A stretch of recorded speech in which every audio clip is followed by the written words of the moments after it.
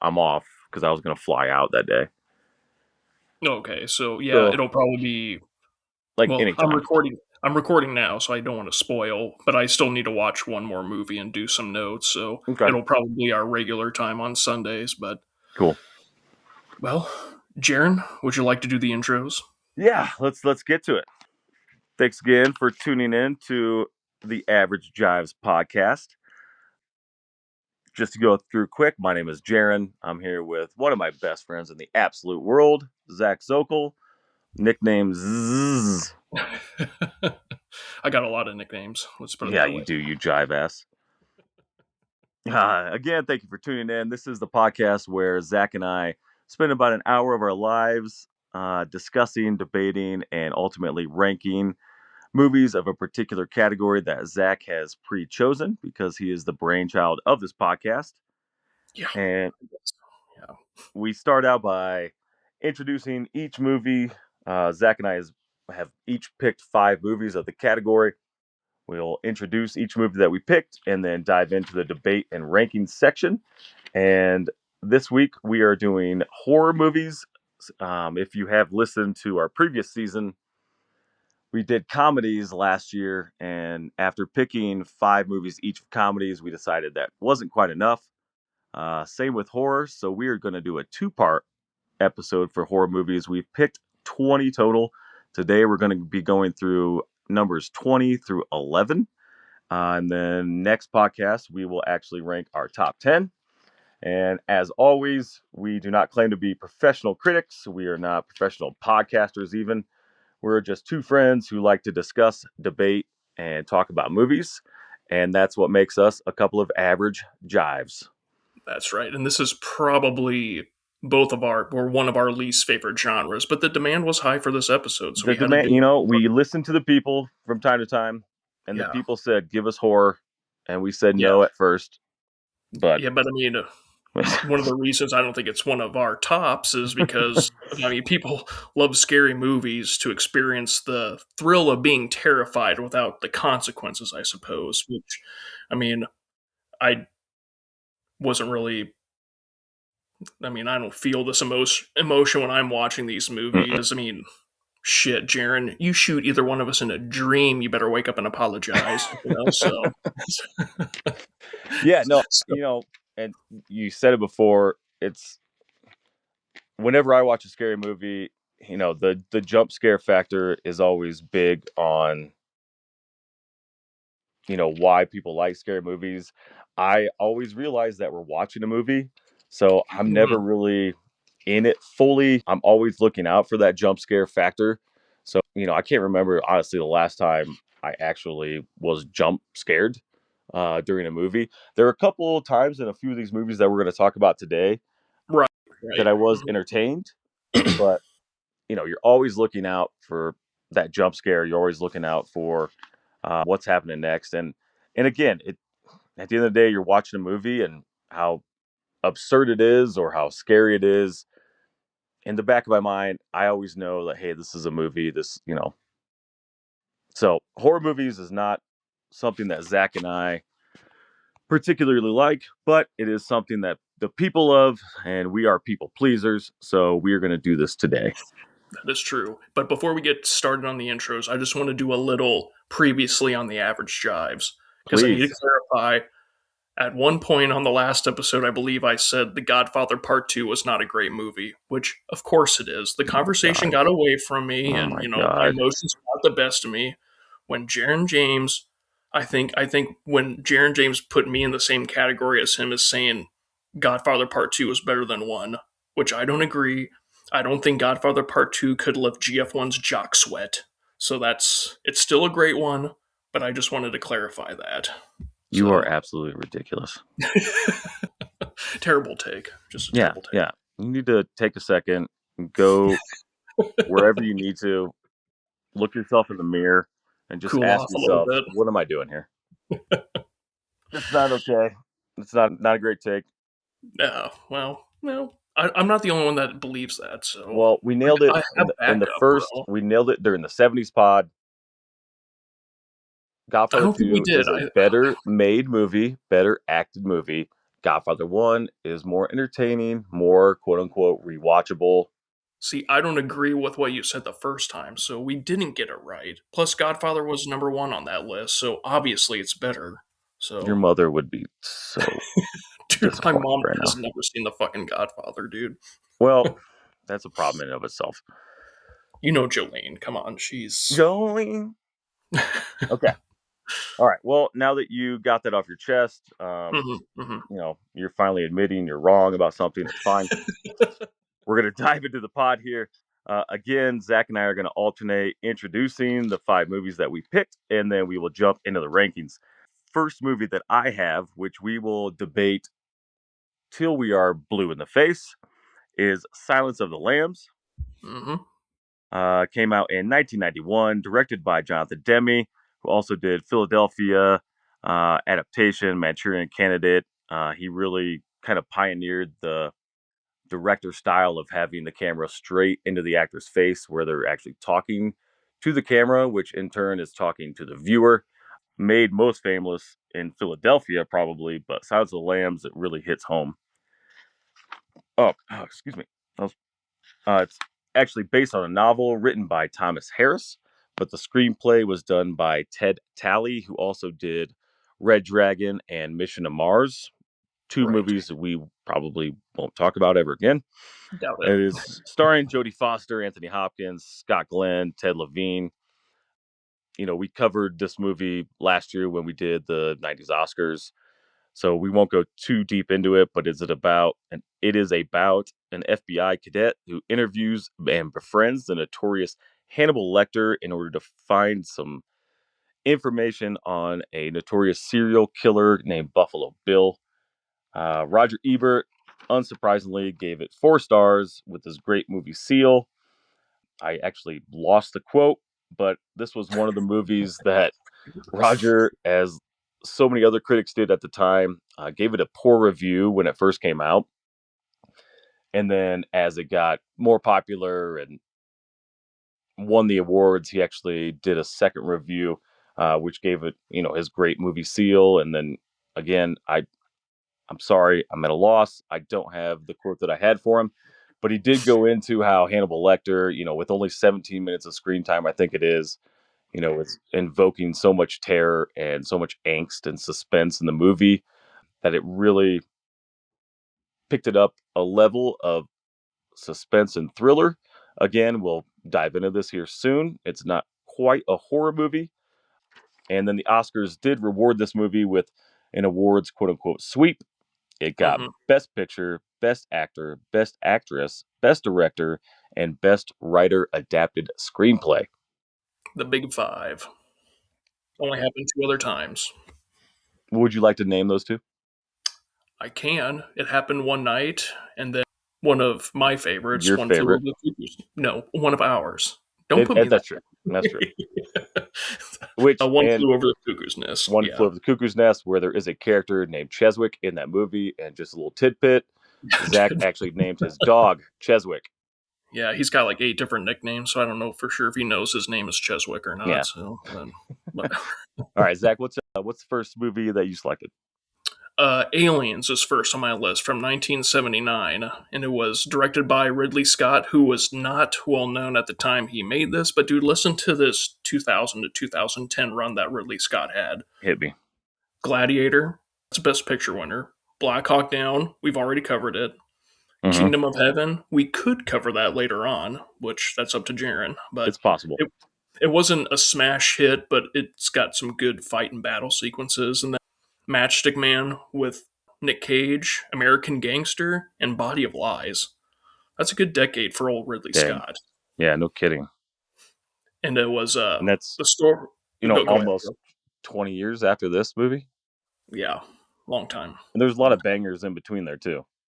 Mm-hmm. Ridley Scott, Yep. yeah, Ridley Scott and his brother, who's a lesser known Scott, not Michael Tony. Scott. Yeah.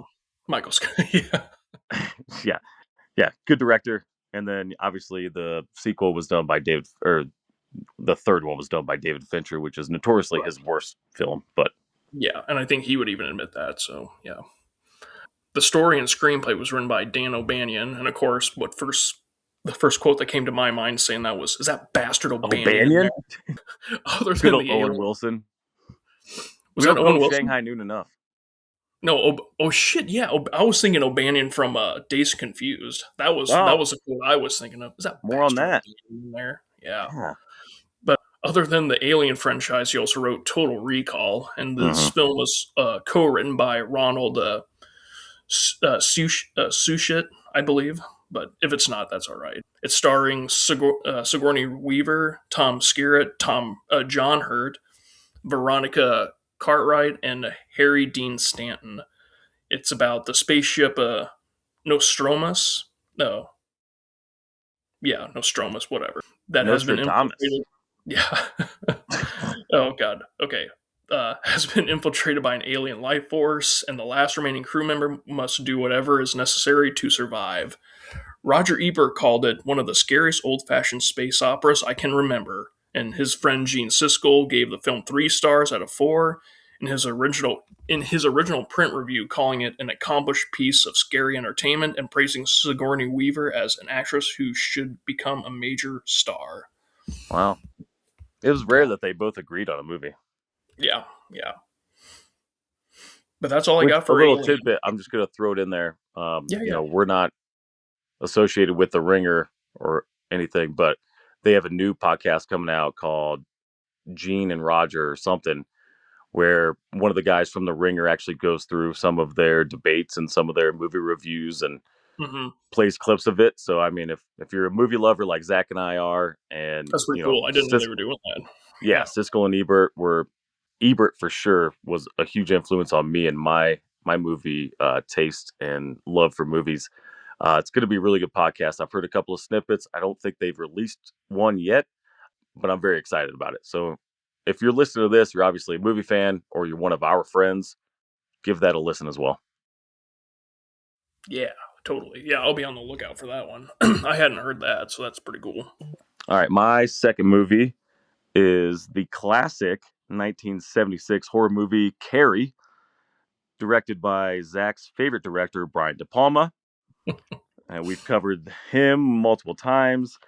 It's actually based upon a novel by Stephen King, written by Lawrence Cohen, who I couldn't really find a lot of other adapted screenplays by him.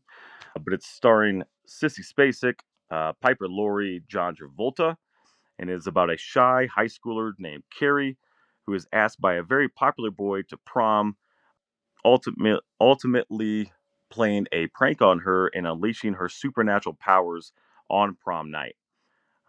Roger Ebert gave it 3.5 stars. To quote, says it's absolutely spellbinding horror movie with a shock at the end that's the best along the lines since those of Jaws. Wow. I Damn, mean, dude. again, it's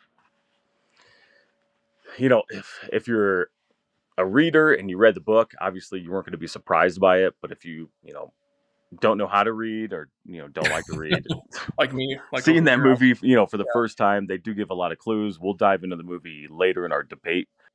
But yeah, I thought that was a pretty good review by Roger. And then for Oscars, it did get a Best Actress nom for Sissy Spacek, and then Best Supporting Actress by Laurie Piper.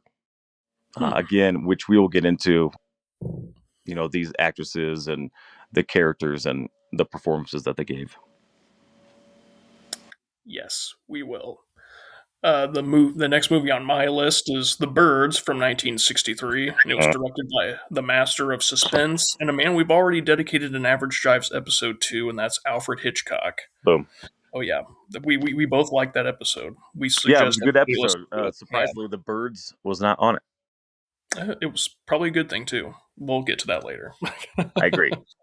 The screenplay was written by Evan Hunter, based on the book by Daphne Dumar. I probably pronounced that name totally different during the Hitch episode when we covered Rebecca, because she wrote Rebecca as well. But it's starring Rod Taylor. I believe this is the first Rod Taylor movie I've ever seen. It's also starring Tippi Hedren and Miss Daisy herself, Jessica Tandy. So, and it's about a wealthy lady from San Francisco who follows her potential boyfriend to a small Northern California town. It takes a bizarre turn when birds begin to attack the tiny community. And this Bosley Crothers of the New York Times, this review was a positive review, calling it a horror film that should raise uh, The the hairs on the hecklers. back of your neck. Yeah, well, kind of the most courageous and put goose pimples on the toughest hide. And Richard Cole of the Washington Post called it a gorgeous, good fun. So Bosley Crothers, that's Scatman's brother, right? yeah, something like that. Yeah. My next movie, Friday the 13th, the original, released in 1980, directed by Sean S. Cunningham, who also did A Stranger is Watching and Spring Break, neither movies of which I've heard of. Written by Victor Miller, who also did Friday the 13th, Part 2, 3, The Final Chapter, New Blood, and Freddy vs. Jason. He obviously has a niche that he found. Yes, he did. It is about summer camp workers who are terrorized and murdered by an unsuspecting villain. It's I actually could not find a Roger Ebert review for this movie, which was pretty surprising because of its notoriety and how popular the whole franchise came. But Right. there was by James Bernadelli. Nope, that's probably not right. James Bernadelli. He gave it 2 stars and says, as a movie, unremarkable and unmemorable, but an amateurish production of no lasting value. Hmm. So a little disappointing, considering that the franchise did become a hit, and I think they have like 9 movies now of They have a shitload of them. Jason, and the most recent I don't even think was Freddy versus Jason. I think there was another one after that, but it is kind of one of the forefathers of horror movies that came out in the 80s. The POV. Anyway, we'll get into that. It is starring Betsy Palmer, Robbie Morgan, Adrian King, and then surprisingly Kevin Bacon. The Kevin Bacon. And Yes. then, not surprising, 0 Oscar noms, 0 Oscar win. No, you. No, I had no idea. I thought it swept that year. I thought it swept that year. Zach, what's your next movie? Okay, The Blair Witch Project from Mm, 1999. It was written and hmm directed by Daniel Myrick and Eduardo Sanchez. It's starring Heather Donahue, which after the performance in this movie, it should have been called to The Blair Bitch Project, but that it also stars Michael C. Williams and Joshua Leonard as well. This is from HBO's Max description of the movie. 3 young filmmakers exploring an old legend find themselves lost and terrorized by an unknown entity in the woods of eastern Maryland. Todd McCarthy of Variety said an intensely imaginative piece of the goods as a dread drenched horror movie. The Blair Witch Project puts a clever modern twist on the universal fear of the dark and things that go bump bump in the night. Mm, Your boy Roger gave it 4 stars, actually. wow. Peter Travers of the Rolling Stones also gave it rave reviews. Wow, So, that is incredibly surprising. yeah. No, we might be at odds on this movie actually, judging from the Okay. little snidbit you gave me a couple weeks ago when we were having technical issues. But Yeah. Yeah, I can't wait to discuss that because I'm not giving up. I'm not giving up on that. I have a lot of ideas about that movie. okay, My next movie, I'm sorry, we finished? yeah, I was. Go ahead. Okay. My next movie, The Ring, which debuted in 2002, directed by actually one of Zach's favorite directors, Gore Verbinski, uh, who did all the Pirates movies and Rango, based on Yeah. the novel by Koji Suzuki, the screenplay by Aaron Kruger, who surprisingly also did the latest F1 with Brad Pitt and Oh, Top cool. Gun Maverick. Tom Cruise also did the screenplay for Arlington Road, Transformers, and Scream 3. So he's a pretty diverse screenplay writer. Yeah. Yeah. It is Sounds like. about a journalist who investigates a mysterious videotape that allegedly has people killed 7 days after watching it. Roger Ebert, unsurprisingly, gave it 2 stars. Says rarely has a more serious effect produced a less serious result. "Quote unquote, The Ring is the kind of dread horror film. Hope nobody snickers during because it teeters on the edge of ridiculousness. So I mean, yeah, technically, Roger's an enigma. Sometimes I think he's gonna love a movie and he bashes it. Sometimes I think he's gonna hate it, like the Blair Witch, and he obviously gave it 4 stars. It is starring, surprisingly, a lot of big names here: Naomi Watts, Brian Cox, Martin Henderson, and Jane Alexander. nice. And again, 0 Oscar noms, 0 Oscar wins. It would actually kind of be funny in the sense of that movie if Roger went back to it and said it fucking sucked 2 years later. Yeah, actually, Blair Witch was not good, Yeah, which he should have definitely been. not rewatchable. Yeah, but All right, I the think next movie. Go ahead, bro. no. You have 2 movies left. I got one. I have 1 movie left. Correct. Okay, I believe so. Yeah. Okay. The next movie on my list is Get Out from Mm. 2017. It was the directing debut of Jordan Peele of the famous comedy team Key and Peele. Peele also wrote the Oscar-winning screenplay. Pretty impressive for Aaron, yeah, bane of my existence. That guy. yeah. It's starring Daniel. Oh, Jaaron, help me out with this. Kalusha, is that his last name? Yeah. You know what? I'm gonna pass on that. No. I think that's close Close enough. enough. Close, yeah. Also starring Allison Williams and Bradley Whitford and Catherine Keener.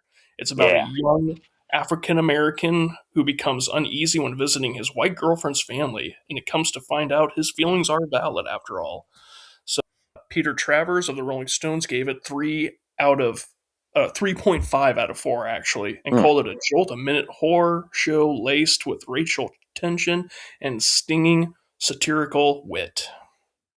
Yeah. I remember I watched that movie when it first came out. I didn't go to the theaters, but once it was streaming, I think I rented it, and then I had to revisit it since. And man, what a good revisit! What fucking great movie, dude. You sound high on it. Good. I like it. Yeah. We'll discuss. We'll discuss.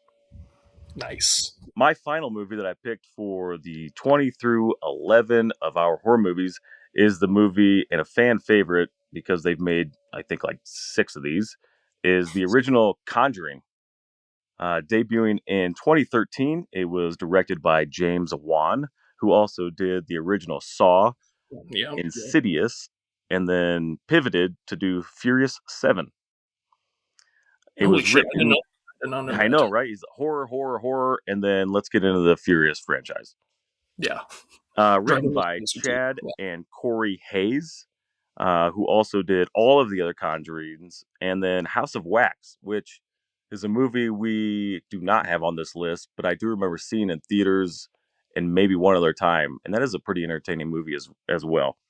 Not the original. I think the original House of Wax like came out in the 70s or 80s. Hmm. It's about a couple paranormal investigators who dive deep into something serious happening at a newly purchased home of a family in the woods. A lot more, I could have done better in this description. As Zach knows that I like to write my own descriptions, he steals them from people. Hey, at least I give him credit for it. You know what I Yeah, mean? that's true. That's true. It is starring Patrick Wilson, Ron Livingston, our boy. With Uh, the terrible hair, bro. That was oh, one of my it's notes. I was like, Jesus, man, what is up with that mop, bro? Lily Taylor and then the beautiful Vera Farmiga. Roger He's okay. Ebert, He's okay. honestly, kind of surprising, gave it 1 star, Oh shit. which is real That's not. low for a Roger review. That's not going to fit my ranking. No, he said the film's relentlessly lame expository dialogue and tedious parade of jump scares are overwhelming in the worst way possible. Hmm. Wow. Not a Oh my fan of The gosh. Conjuring. Again, we'll get into this when we get into the debate. I sort of agree with him. I can also argue against him in certain aspects. And then it's becoming a theme: 0 Oscar nominations, 0 Oscar wins. The Academy does not like horror movies. They just don't. They don't. But the All right, very your last last, movie, yep, the which is last intro, last which is intro. one that I don't think a lot of people have heard about. So we're gonna dive into this movie, I think, a little bit too once we start to debate. We will, and it's a movie called Magic. And the whole reason I put it on the list is because I've wanted to see it for years for the reason I'll state in just a couple seconds. But then I heard on the Cinephiles episode when they were covering Silence of the Lambs, they mentioned it about how creepy it was. And I was like, okay, that's it. I'm putting it on the list. It's an excuse to watch it. I'm going to make Jaaron watch it. We're going to cover it. It's going to be great. We'll get to that later. But And I did watch it. Magic from 1978. It was directed by Richard Attenborough. And as strange as it sounds, I believe I was introduced to Richard Attenborough when he played Santa Claus in the 90s remake of Miracle on 34th Street. And then I eventually saw a younger version of him when I was a teenager. I saw Great Escape, which I believe our friend Tony Maximus, he asked me about that movie the other day. And I was like, yeah, dude, definitely watch it. It's a freaking Wow. classic. Yeah, so. Tony. Yeah. Yeah. But Richard Getting into Attenborough, good movies finally. I know, and finally, he was on quite a western. I gave him some western movies to watch for his filmography. I don't know if he Wow. got to them Okay. or not, but he got pretty big in the old westerns there for a while. But Mm. anyway, Richard Attenborough played Big X in The Great Escape, and come to find out, he won the Best Director Oscar for Gandhi with that starring Ben Kingsley. And also directed a war adaptation of a great World War II book called A Bridge Too Far. I actually started that movie, but I never finished it. I started the book too, and I didn't finish it, so I don't know how good either one of them are. What But in the hell? it's supposed to be it's supposed to be great. But anyways, You start something, you finish it, Zach. well, I think I started it when I was like in high school. We had other shit going I on. was So 9. Like, I was couldn't even understand half of it. yeah, something like that. But he also directed Chaplin with Robert Downey Jr., where Oh yeah. Robert Downey Jr. played, you guessed it, Charlie Chaplin. Yeah. And after seeing The Great Escape, I was shocked by what Richard Attenborough had done both in front and behind the camera. So, Yeah. Speaking of A Bridge Too Far, the screenwriter for that picture and for this movie and movies that we've already covered, and we'll continue to cover more of his movies, and that's William Goldman. Yeah. So this ain't going to be the last William Goldman movie we cover. No, But and actually, starting that movie up and seeing written by William Goldman, he has a lot of credits for writing and a lot of, credits for editing screenplays and giving notes, mhm, most famously probably for Good Will Hunting. Um, I was very surprised to see he's the lone credit for writer. Like this yeah, is his movie. hmm indeed. All It's right, so now that we've introduced the 10 I movies that started, we but have. hey, nope, they don't know who's in it, bro. They don't know who's in it yet. I'm You sorry, said I'm sorry. it. Right. It's starring Anthony Hopkins, who wasn't an A-lister at this time. Mm-mm. He had just worked with Attenborough on A Bridge Too Far, and he also worked with Goldman on that movie too. And it's also starring Anne Margaret, Oh yeah, Burgess Meredith, and Ed Lauder. So it's about a you gotta get successful. him. It's about a successful yet unstable ventriloquist who finds himself at the mercy of his dummy while seeking out his high school sweetheart. And your boy Roger Ebert's counterpart, Gene Siskel of Chicago. Sun It's the Times. Sun Times, right? Yeah, I Yeah. wrote down Tribune. My bad. He gave the film a complete 4-star review, Wow. explaining it was because the film scared him. Because I admired Hopkins' performance as much as any performances of this year, and because it would have been so easy for a film such as this to fail. So, Wow. Well, yeah. like a majority of films that Gene Siskel reviewed, I disagree. But okay, we'll get into that here in a minute. That's fine. Yeah. Any Oscars? No. No. Okay. Well, now. Yeah, we're good. Okay. We're good. All right. Now that we've done our 10, I Now? do. I had been thinking about this after we review them. I am just going to read off our 10 just in case people either zoned out or have pushed the skip button and then came back to it. So our 10 is Silence of the Lambs, Get Out, Friday the 13th, Carrie, The Birds, Alien, the original, The Conjuring, Magic, and The Blair Witch Project. So now is the part of the podcast where Zach and I are going to debate and see where we each have them ranked. And Zach, I believe I went first in the sequels pod. So give me your number 10 and your number 9. Will do. At number 10, I have Friday the 13th, which we kind of let slip last week that we both had it at 10, but we'll talk about it a little No, bit. no, no. At 9, I had Magic. So, Okay. where do you I start, don't bro? remember that conversation where I said Friday the 13th was at 10, but I thought you, dude, I swore you did. I actually had it at 7. Jesus, you must have changed it on me. You and your fucking revisions, Well, dude. I'm I telling like to you, you're revise. yeah. That see, Sometimes we had the conversation. You just changed it on me. people, That's not my people memory. don't That's forget, your bad. Zach, and People. people can, people don't forget that was like 8th grade. Oh, that was super bad I had right there. Magic at 10, so we're almost on point right there. Okay, yeah. I Okay, just well, no, we're gonna get nothing. into Okay, the. So this is where the fun happens here. So we kind of discussed it when you introduced this movie. I had Blair Witch at 9. hmm. I actually didn't mind Blair Witch. I didn't hate it as much as you did. Apparently, I had it at 6. Because I mean, I could remember as a child hearing that obviously it wasn't actual footage, but a reenactment of something that actually happened, and like, yeah, Well, I uh, mean, it was released in 1999, right? I mean, the internet yeah. was I mean, new. shit. There was no Twitter. There's no Facebook. There's no social media. I think you could get on AOL. You know, I think that was the social media at the time. So, good on them for the timing of the release of the Mhm. movie, where not only was it, rumored that it was actual footage, but, the very first scene, claims that that is, and this is actual footage from these 3 students, yada, yada, yada. Jaaron, did I lose you? Hello, Zach, Are you there? I am here. Okay. Did you hear me say "God damn it"? Because for everybody listening, we've been having technical difficulties, so it going out totally freaking makes sense. Yeah, but please do not, Yeah, Zencaster. I know. Sons of bitches. Well, I'll Bitches. repeat myself a little bit. We didn't have social media, we didn't have the internet. So it was a perfect time for this type of movie to come out to where, there was speculation, was it real or not? And then it was word of mouth where, oh no, it's shot in this, POV, guerrilla Yeah, style shooting. So it could be real and yada, yada. the You know, video re- recorder. Yeah, yeah. I remember watching it, in middle school or something. I think it was actually at Travis Ranke's house. I remember it vividly.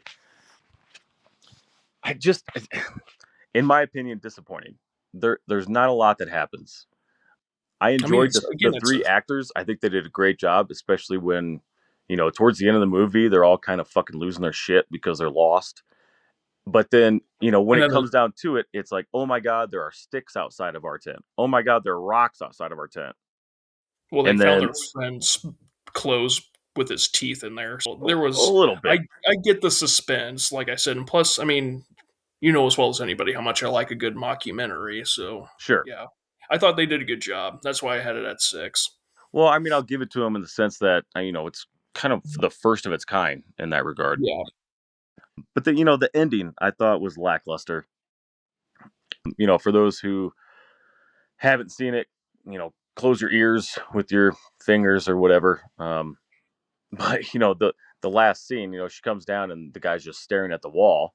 Like there's no explanation. There's no You don't see the friend that disappeared and is dead or maybe not dead or we don't know. Like it's just well, I it's a took it as yeah because they dropped the camera right. So I yeah. took it if it goes silent, something happened to them, like they were I don't know killed or abducted or whatever the fuck happened. Hey, So this is not The that's how I Sopranos. took it. Yeah. But then we both also kind of agreed on Magic being I had it at 10, unfortunately. Could you ask me what you didn't like about it? Was it everything? Because the only, I mean, I had it at 9 because nothing, I didn't mind the story and I enjoyed uh, Anthony Hopkins' performance, but nothing about it really stood out. So that's why I had it as far back as I did. So, I mean, excuse me. I mean, it's an original, right? It's original IP, which I always enjoy. I thought Anthony Hopkins did a great job acting. There were some times where, I mean, do you think he was actually voicing the dummy the whole time? I think he was. I was under the impression he was. Kind of looked like it, but Because, yeah, I mean, at times you could almost see his lips moving slightly, like you can with most ventriloquists. But other times, he's so far away from the dummy where yeah, it's like, well, I don't know, somebody else is voicing it. Actually, and there were times during the movie, I actually was kind of flip flopping in my head, thinking, okay, is this dummy actually talking? Is it a possessed dummy?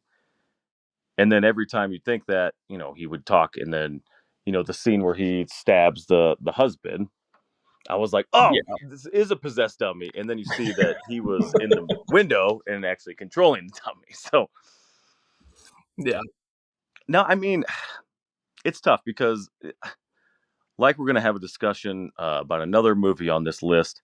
I didn't really find it to be a horror movie. yeah. We're unlike the sequel pod. We're in agreement on this one. We think that you could separate thrillers and horror. They don't have to be together. But you also, I don't know. I don't know. I mean, it's an entertaining movie. It's It meets all definitely, the criteria. It's it's not snob definitely, it's supernatural definitely because interesting. It's different. yeah, Anthony Hopkins, and Margaret. As soon as I saw her, I'm like, grumpy old Ben. yeah. I have that in my notes too. Like, That was our awesome. movie, bro. That And was our she's movie. Yeah, 20, 30 years younger. She looks gorgeous. And she was a but piece of ass. throughout the movie, I was like, why would she even be interested in this guy? You know that Well, why would she be interested that in her husband? I mean, well, I I would mean take. that too, but there's also that scene there, he's trying to do the card magic trick, and he's like getting very angry and like yelling at her. And Yeah, that's nowadays they call that a red flag, right? Like, yeah. Well, he's got mental health issues. You know what I mean? So exactly. Entertaining movie. I thought he did a great job. The ending was great. I wasn't expecting it. I thought they maybe could have cut out the last minute or so where they zoom out and then you see Anne Margaret and she's like, "Are you coming? I choose you." I thought it kind of would have been better if they would have left it as you don't know if Anthony Hopkins killed her or not. mm-hmm, mm-hmm. Yeah, But but I'm okay with having it at 10. Let's put it that way. I mean, I had it at 9, and again, I had Friday the 13th at 10. But the more I thought about it, I didn't do a revision list because I only do two. I do my preliminary one, and then I do my final one. And the more I was thinking about it, like Friday the 13th, it's a very it's a very B picture, cheap production. But on oh, the other totally. hand, but they it's kind of like the who directed that again, Jaaron? Uh, Sean S. Connington or something Yeah, I like, mean, yeah, I an kind of feel like unknown he's kind of like the Kirk Signetti of horror. You know, he got the most out of the talent that he had in the production, especially with Kevin Bacon. So, I for mean, sure. I'm not dead set on having Friday the 13th at 10. But what And did you have? it coming out in 1980, and then Halloween I think came out before it. I, uh, We're gonna I thought it was after. It's gonna be mentioned, but like the originality of the POV and just the music, Yeah, right, right. I thought that was, and I kept thinking watching Friday the 13th. I want to watch Club Dread because they rip straight from this movie so many times. It's the POV, it's the music during and the kind of stalking and who is the killer. And I kind of like the suspense. A lot of horror movies, you know who the killer is, or it's a ghost or something. Here they actually do wait until the last 20 minutes to reveal who the killer is. And it's a lot of people's misconception who are probably younger, Yeah, who yeah. they think, oh, Friday the 13th, it's Jason. Well, no, actually, if you're a fan of the movie Scream, you know that Mrs. Voorhees, Jason's mother, was the original The killer. killer. Yeah, And yeah. and then, dude, like the last where she gets her fucking head chopped off, I did not remember that at all. I don't even know if I'd seen it before the pod. So But So, I mean, I understand. I'm not going to fight you too hard on this. If we want to come to well, I'm actually okay with having it at 7. But what did you have at 7 and 8? okay, so 8, I had The Conjuring. Oh shit! Hmm. So you had the birds a lot higher than I thought you would. I actually Well, have the Conjuring at 4, bro, and it was just wow. something about the way James Wan freaking directed it. It kind of gave me like a, I don't know, like if PTA directed a horror movie or something. I Shut kind of the just dug fuck. yeah, I kind of just dug the random established shots, the following shots, and I don't know the way the possession sequence was filmed. It was quick but disturbing. The steady cam to switch to handheld, and I mean, it I mean, definitely ripped a lot from The Exorcist, right? I mean, yeah, which yeah. is kind of the point. I get it. I I thought it was very well acted. Actually, more so than what I thought. The Exorcist is kind of yeah, fucking. It kind of freaked you out, honestly. The handprints on the arm was very similar to another movie on this list, The Ring, and then countless other movie. I just thought it ripped a lot from previous horrors, which is kind of the genre, right? It I is, mean, yes, you're yes. going to take from other previous successful movies and kind of introduce them into your own movie if you're going to do that. I mean, honestly, the first hour was boring. See, I kind of liked it, but that's why we're doing the pod. I mean, I'm not going to Yeah, try to no. convince you otherwise. Like I said, I just dug how he put it together. I liked how Juan put it together. I guess. Well, and then, I mean, again, neither of us really likes this genre. So I don't want to get too nitpicky, but classically and historically, scary movies, horror movies don't really have happy endings. No, they don't. And this one did. So Yeah, and this one did. I mean, I kept waiting, honestly, throughout the movie, and I think I'd seen the movie previously, years ago, maybe even in theaters with, one of my fucking 35 ex girlfriends. But I thought for sure that Ron Livingston was going to be possessed at the end, or they had like some sort of twist at the very end because they like make a comment halfway through the movie. It's like, oh, it possesses the weakest one or the most vulnerable person in the house. And then mhm. Ron's always kind of in the background, like he's thanking them, he's concerned, but it's never really a ton of emotion. I don't know if that was a character choice or that was direction, but I don't know, something in me, I'm like, oh, Ron Livingston's he's the one who's gonna end up being the one that gets possessed or, carries the spirit with him. And then that didn't Right. happen. And then it just kind of ended and it's like, oh, happy ending. Everyone is safe and everyone's cool. I'm like, what? Well, shit. I mean, we've already covered at least 5 of the movies. So where are we looking at as far as the ranking go? Like, I'm okay having Magic at 10, and I'm actually okay with having Friday the 13th at 7. Okay. But where are we going to put? Okay. Uh, Well, I mean, if we're doing that and you had Blair Witch where? At I had 6? it at 6. Yeah. Okay. Well, I mean, we have some discussion to do here then because we have Magic at 10, Friday at 13. We have to put something at 8 or 9.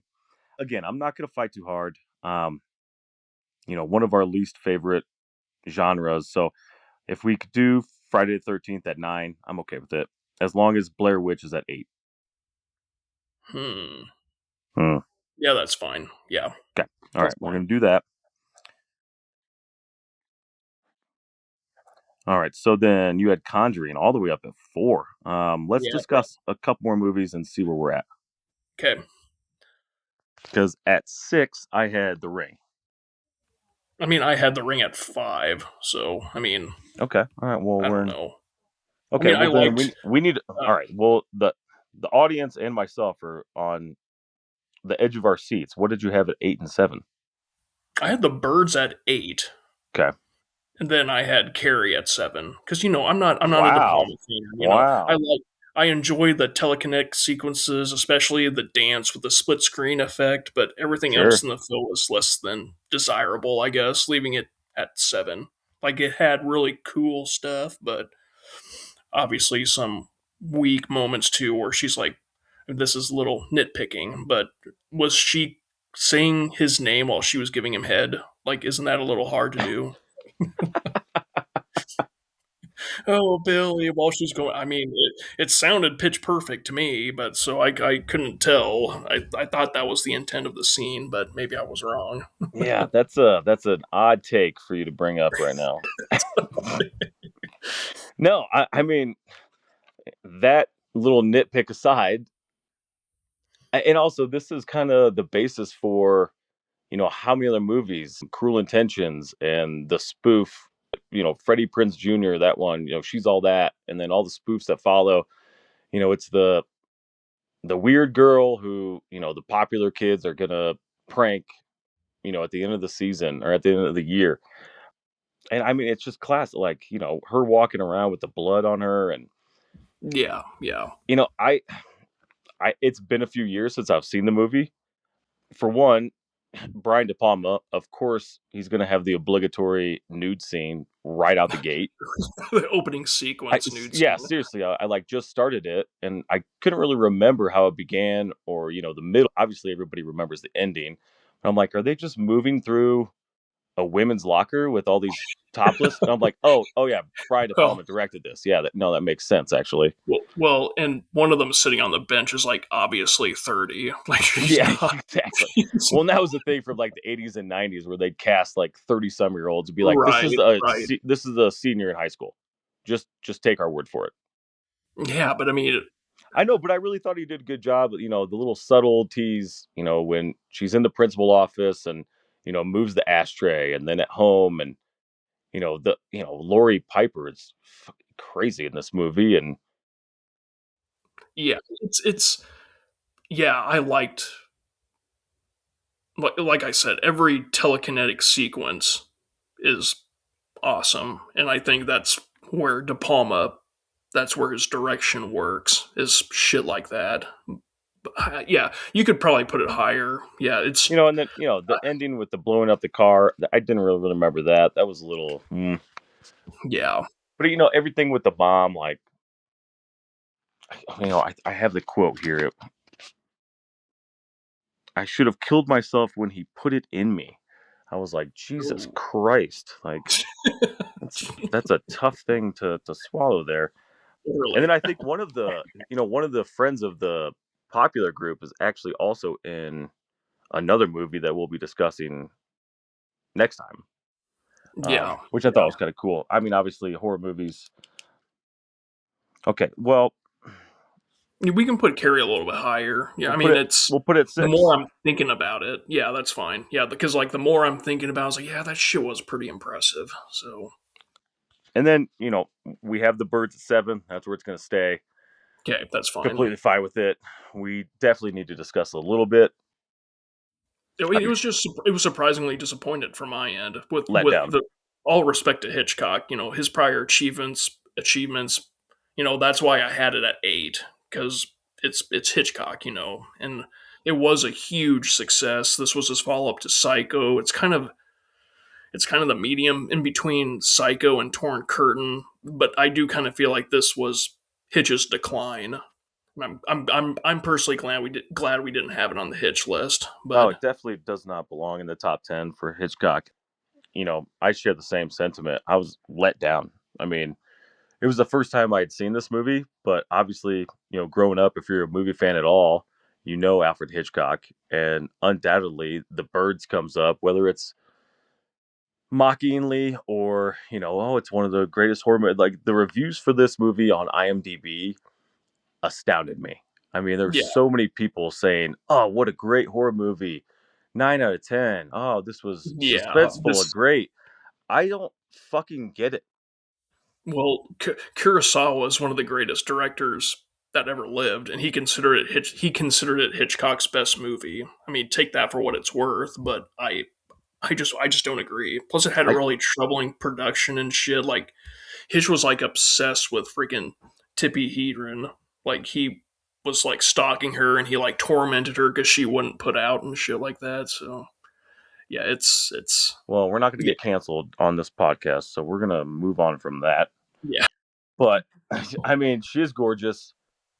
I mean, just like Well, what, most of Hitchcock's films, the first hour is all build up and expository, and I thought that he was onto something. I mean, it could have mhm. this. I feel like this movie was written with a different second and third act. I mean, the first act was I was into it. Who is this weird chick? Who plays pranks and then drives all the way up in order to leave the birds in the house of this guy she just met who didn't even really slight her, really just kind of poked fun at her for 10 minutes. And I was like, okay, there's something in here. And then there's something weird with the guy and his mom. And then she has a very young daughter. I thought there was going to be a little more, mystery behind that. Like, was it really his daughter that he didn't want, gave it to his mom, something, and they were going to explore. They never really do. Um, Right. and then, And what didn't when we kind of chatted a little bit the other week, didn't we both ask the question, why did the birds attack the town? yeah, Like, and that's it was never explained, like, that's the biggest thing. clearly. Yeah, at the end of the movie, it just ends, and it's like, why? Because And they they set it don't get up, attacked either. Yeah, and it's just he set it up very nicely from beginning to end. And the very first scene when she's walking through downtown, San Francisco, it's like, oh, I've never seen the birds like this, and the shopkeeper, whatever the lady's like, oh yeah, it's because of the tides or something like that. And then one hits her in the face on the boat, and then it's just these little things, and then all of a sudden, this town is completely overrun by birds. It's on the news. They kill a bunch of people. yeah, yeah. And then at the end of it, it's just okay. The end. Like what? I mean, is it, Well, the way we're talking about it Hitchcock should be saying attacked. something Yeah, where if birds did somehow want to take over the world, they could? I mean, yeah. I just at the end of the movie, I just sat there like, wow. It First act was great. Middle through the second act, I'm into it, and then I It didn't just get fell it. off for you. Yeah, Yeah. yeah. So having it at 7, okay, it is Alfred Hitchcock.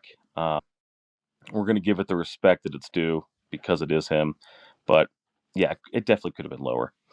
At number 5, I had The Birds, which again, We just rethinking talked it, about I it. probably Yeah, could have done another revision.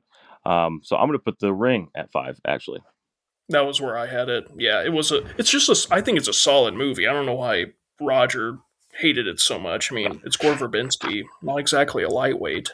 No. This kid's a fucking dunce.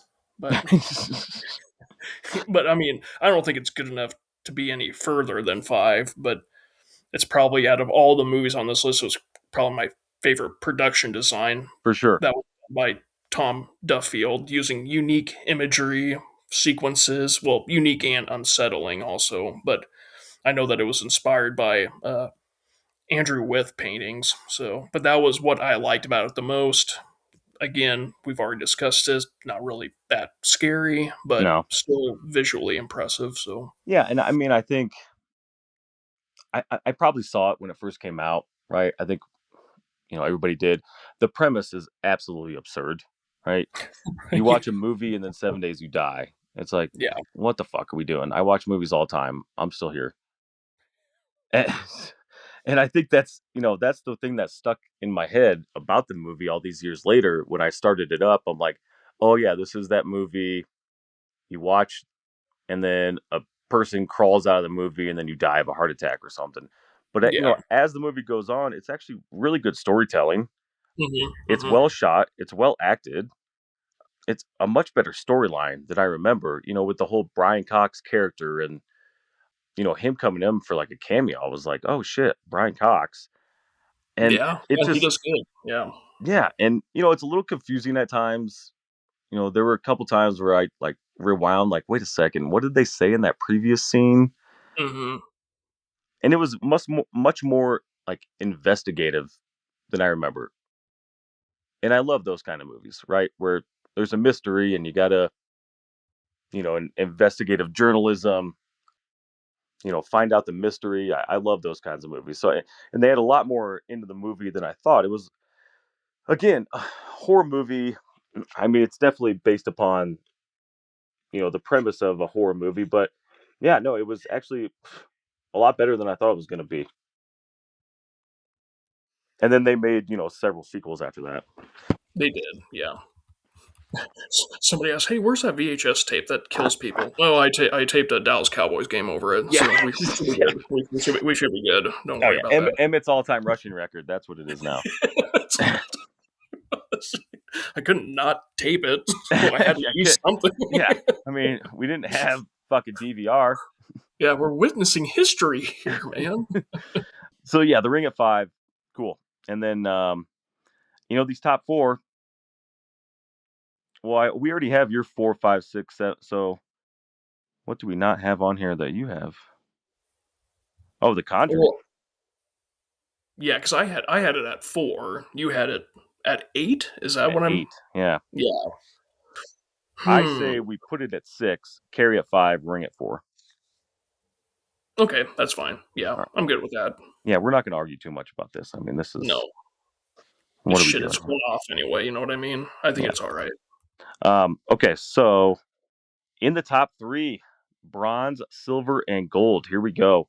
Let's finish this up. I mean, obviously, we each had these 3 movies in some sort of order, but we each had these 3 at 3, 2, 1. So I'm going to lead it off, and I'm going to put Alien at number 3. I mean, shit, I had it at 2. Okay. Make the case. Okay, it's the only film on the list that actually made me jump. Like, obviously, it wasn't terrifying or whatever, but it actually, like, holy shit, what the fuck was that? And you add in that scare factor on top of that one scare factor, but you have, like, the Saul Bass opening sequence with the Jerry Goldsmith score. Yeah, that's good. I love the naturalistic dialogue amongst the crew, actually. It was You got to be fairly realistic. naturalistic. You got to be Yeah. naturalistic as Realistic as hell. hell. You got to know if there's shit on the inside of the toilet bowl. Little Reservoir Dog quote. That doesn't fucking hurt nobody. So No, yeah, it doesn't fit. I don't recommend watching Aliens if you're prone to seizures. That's for sure. But I Yeah, do like the Jesus basic Christ, there's always flickering fluorescent. lights. Yeah, the chem sticks, the chem lighting glow sticks or whatever. Not to spoil our part 2, but similar to The Exorcist, there's a lot of loud scenes and then it just cuts to quiet rooms. Yeah. And oh shit, Jaaron, I didn't mention it did win one Oscar for best visual effects. Alien did, and it's also Oh, Ridley Scott's highest grossing domestic film out of all of his movies. no Well, shit. Ridley's, yeah, did spark. Adjusted for inflation? I believe so. Yes. Okay. All right. Well, that makes sense then.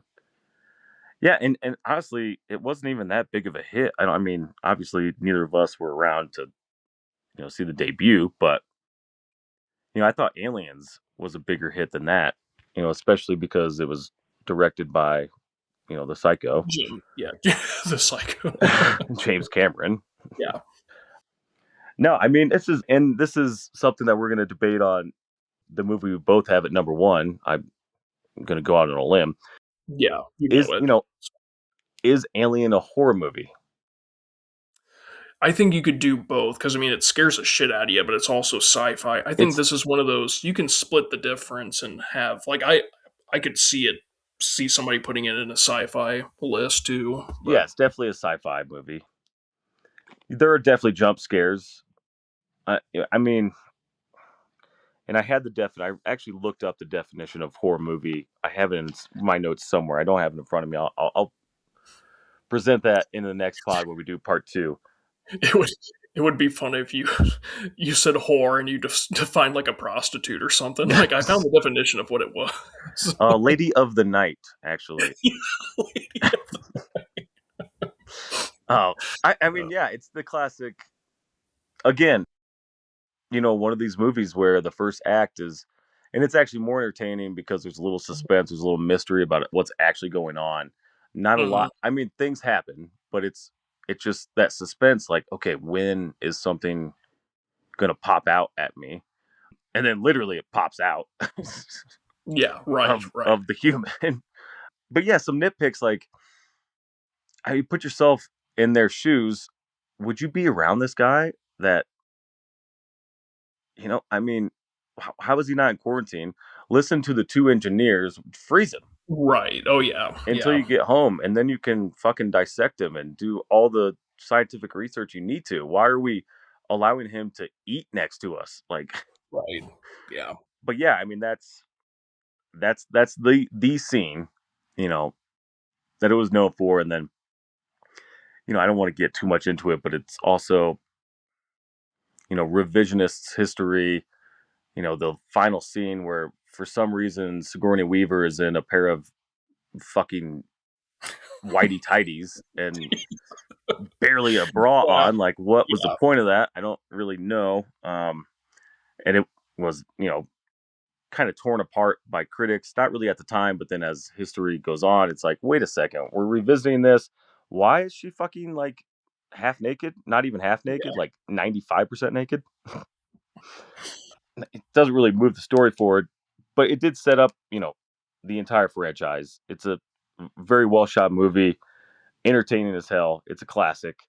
I had it at 3. You had it at 2. I'm gonna go ahead and guess you had Get Out at 3. I did. Yeah. Good call. Good call. Which I mean, I was very dude. It's very impressive for being Very. Jordan Peele's first writing directing debut. Um, I don't know if Peele mentions having some sort of Stanley Kubrick inspiration, but that's the sense I got watching it. And I think that's why it's widely considered one of the best of the 21st century. I mean, I personally don't feel that way. I enjoyed it, but not that much. Like, I can't put that stamp to say it's one of the top, you know, 10 of this century. But I mean, yeah, of the century, we're gonna have to put it in specific genres and categories, right, and break it up yeah, because you and I have talked extensively about movies because that's what we do. It is very well. I mean, again, original IP, love it. I took maybe the most notes on Get Out than any other movie hmm, because it's just from I think it's like the second scene where the cop pulls him over, and then the girlfriend's like, "Well, why are you doing this? Oh, this is racist and yada." And it's like setting it up where, oh, she's trustworthy, and then as the movie goes on, it's like, so they she's really, actually yeah, the they set devil, it up pretty very much. nicely, and it's Yeah. a very sinister movie. I mean, I think they actually go back and like show snippets, but I have in my notes where the party's beginning, and I think the first one is like, oh, he used to golf, he used to be a professional golfer. How's your form? And they're like asking him weird questions, and then Hmm. the wife of the elderly man is like, oh wow, he's so strong, and like feels his arms, and he talks about how big his dick may or may not be. And then there's another guy that's just like, black is in right now. And like I'm taking notes. I'm like, these are fucking weird conversations. And then yeah, it was set up because then the revelatory scene when our boy Stephen Root is going through it, and like, Milton. Yeah. yeah, it's Yeah. like you're gonna be alive, but you're only gonna look. You're not gonna be able to control. I'll control you. And you kind of go back to those conversations, like, oh, that guy was wanting to be a golfer again. That guy was wanting to be Right. strong. Yeah. That other guy was just wanting to be black and cool. Like, it makes sense when you go back, and then yeah, I thought it was, it's so original. And then the Catherine Keener part, she's always so brooding looking. And then I thought it was awesome at the very end when I can't remember the actress's name, but the girlfriend, comes out of the house and is kind of chasing him down and realizes that the maid lady is in the car with him, and she just like, grandma. Oh, right. Right. Yeah. And then as the young black groundskeeper man runs, it's like, get him, grandpa. And it's like, oh fuck, like that's literally her grandma and grandpa inside those bodies. Like, it's, Yeah. Yeah. yeah, no, it was really well done. Again, horror, I don't know. Yeah, I mean, that one really wasn't scary at all. Hardcore No, thriller, yeah, definitely. psychological thriller, yeah. Yeah, very deep, very entertaining. Honestly, I could watch it again. It was a fun revisit.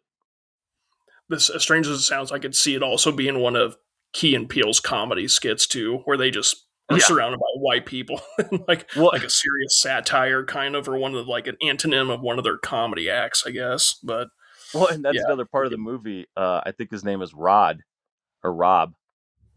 You know, oh, the the brother. main character's friend. Oh right, yeah, the TSA. I'm motherfucking TSA, Yeah, man. where they keep like Jordan Peele keeps cutting back to him, whether it's at TSA and he's and he's like, man, you need to get the fuck out of there. Like that's sex slaves, man. I know it, sex slaves. And then at the at the police department, and it Oh yeah, just it was a he nice. he tells the sheriff, and then it cuts to him telling the story, and then it cuts back to the sheriff, and there's two other deputies next to her. And she's just like, don't say I never did anything for you.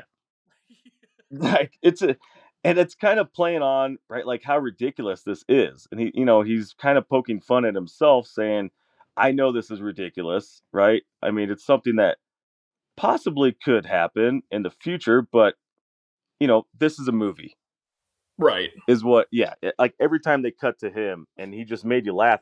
I don't want to say it kind of took you out of the movie, but it was a nice, sometimes in these suspense, Little comic it goes relief on and insert. on and Yeah. on, and you're like, okay, when? And it was kind of like a nice little intermission every time we saw that character. Yeah. And again, I felt like it was Jordan Peele telling the audience, like, I know this is ridiculous. Like this is a movie. This is Right. it's supposed to be fun.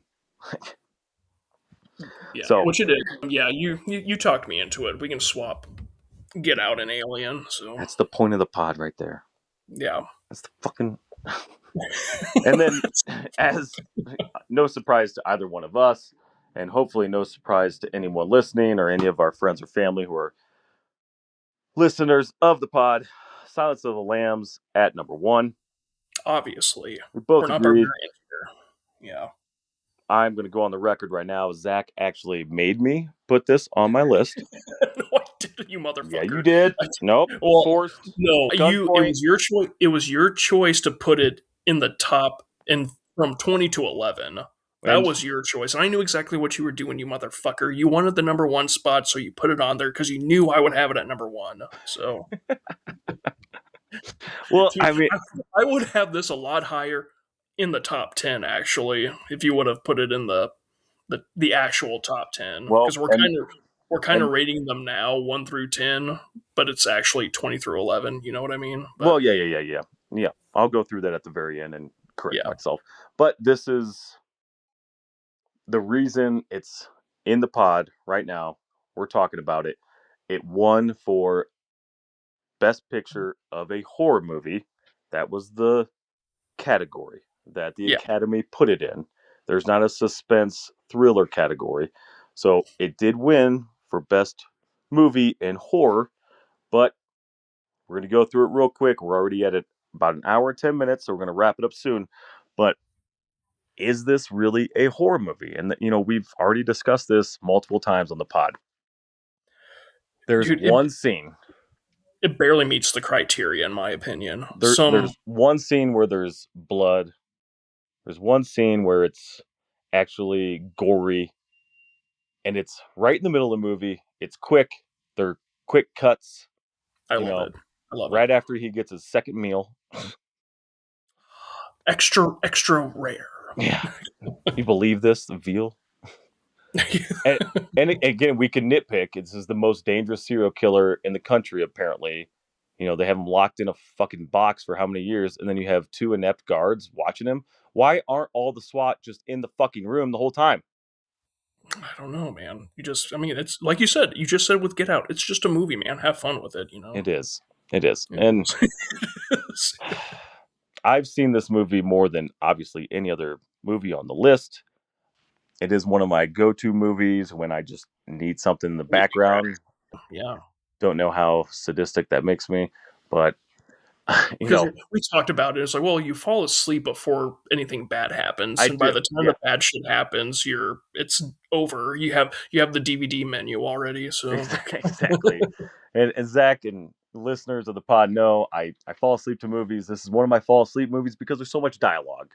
Right? yeah, There's not a lot of gunshots. It's not a lot of loud music that's happening. It's dialogue and it's premise and Mm-hmm. expository and Mm-hmm. obviously very well made. It swept at the Oscars. It was obviously going to be number one on our or number 11 on this list.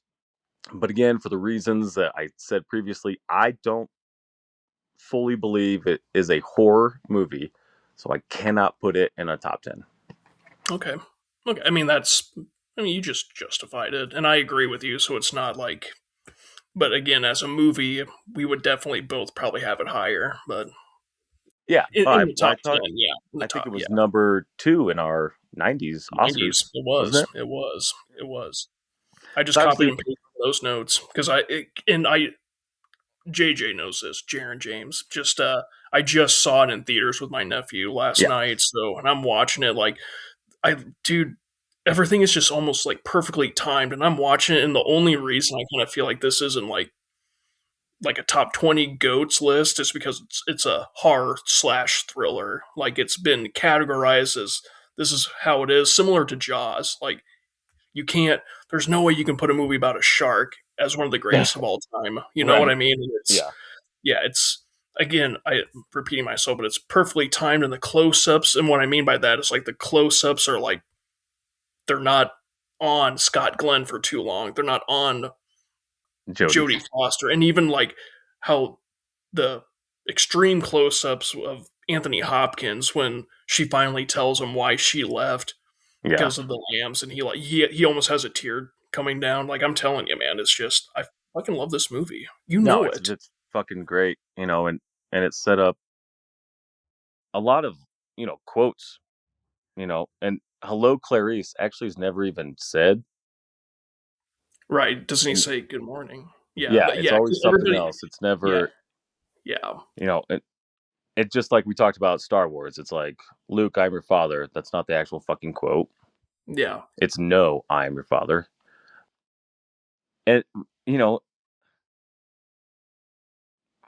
for Anthony, we can't end the pod without mentioning. I think this is the least amount of screen time anyone has ever had to win Best Actor. I think he's on yeah. screen I for think so. 17 minutes. I think that's what it is.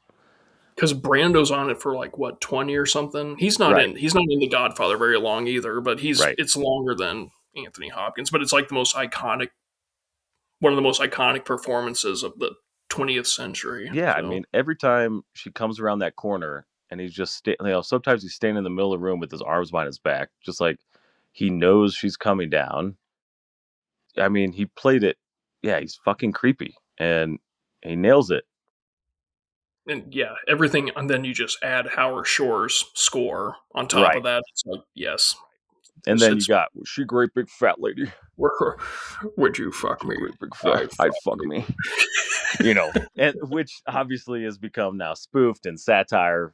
Ted Levine, who's in my favorite movie, Heat, Yeah, who, yeah. famously was Buffalo Bill, and then Was Hollywood supposed to be wanted to Wayne Grove. keep casting Yeah, him as a creepy serial killer, and he wanted to get away from. So for the next like 20 years, he only took roles where he was a cop or a detective or a good guy, yeah, and yeah. that tells you, he did it so well.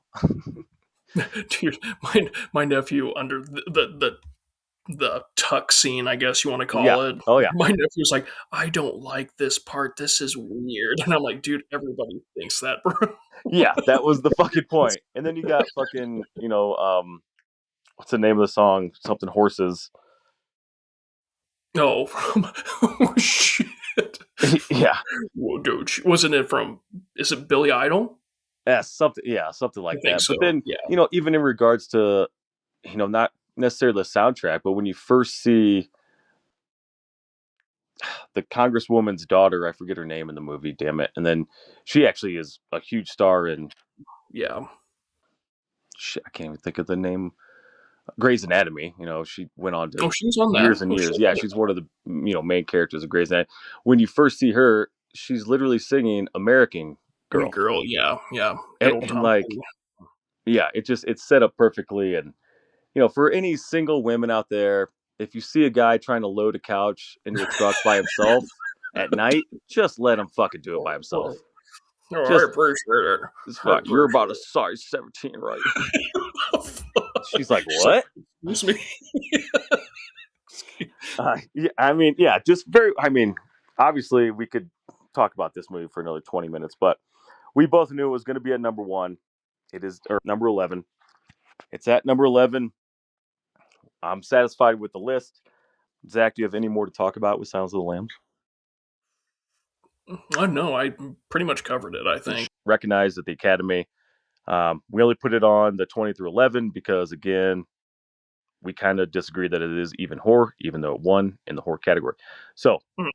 at this point in the pod, I am going to recap our top 10 that we agreed upon, and then we'll go from there. We're going to say goodnight, we love you, goodbye. Number 10 is the movie Magic, starring Anthony Hopkins. If you have not seen this or heard about it, seek it out. It is pretty entertaining, a little weird, but very well written by our boy William Goldman. Number Number 20. 9, Yeah. the first of a long series, Friday the 13th, in which Mrs. Voorhees is the killer, not Jason. Number 8, The Blair Witch Project. 7, Alfred Hitchcock's The Birds. Number 6, The Conjuring. Number 5, the original Carrie with a John Travolta cameo-ish. Right. Number 4, The Ring. Number 3, the original Alien. 2, Jordan Peele's Get Out. And number 1, not surprisingly, Silence of the Lambs. Nice. Zach, good pod. Yeah, and we will continue with part 2 next week. Yeah, the next release will be our actual top 10, 10 through 1. Again, horror movies, there's a ton of them.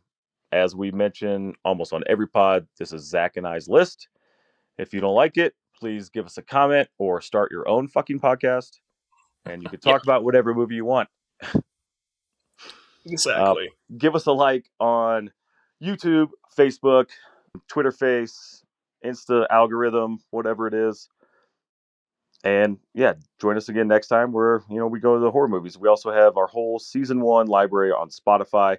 Just search Average Jives. We'd appreciate if you like us and give us a rating of 5 stars, nothing less. Right. All right. Take care, everybody. Jaaron, I will talk to you later. Yes, sir. Bye. Wrap. It's a wrap. Come back tomorrow. Harry, Fuck.